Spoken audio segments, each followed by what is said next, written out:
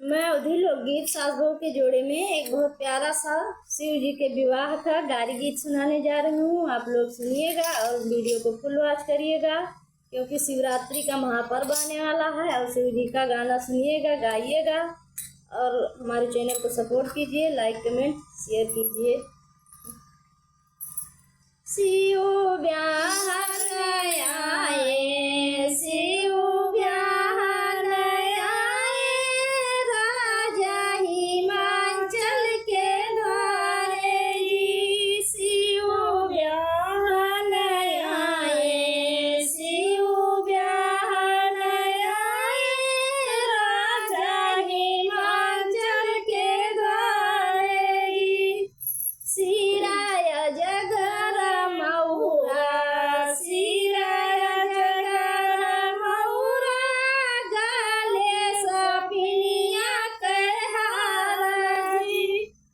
हाथे नगिनी अंगूठी, हाथे नगिनी अंगूठी, गोड़वाले फाटे देवार जी।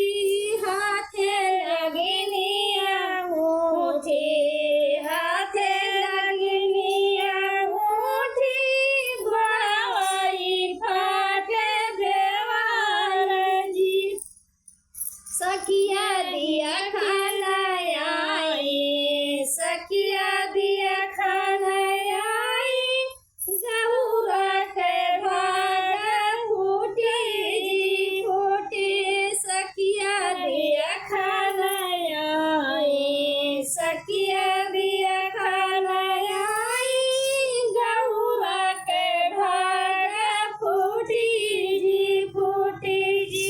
गौरा मसवा भी असदारे, गौरा मसवा भी असदारे, भुअला पुकार जी। गौरा मसवा भी असदारे, गौरा मसवा भी असदारी, भुअला पुकार जी।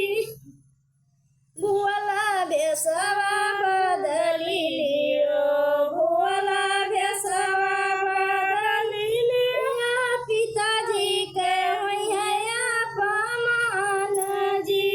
भुअला भेसवा बदली लियो, भुअला भेसवा बदली लियो, पिताजी के होइया अपमान जी।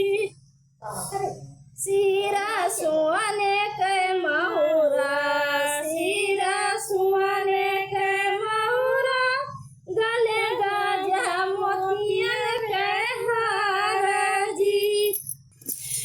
हाथे हीरा के अंगूठी, हाथे हीरा के अंगूठी, गोड़वाई छुए गुलाब जी।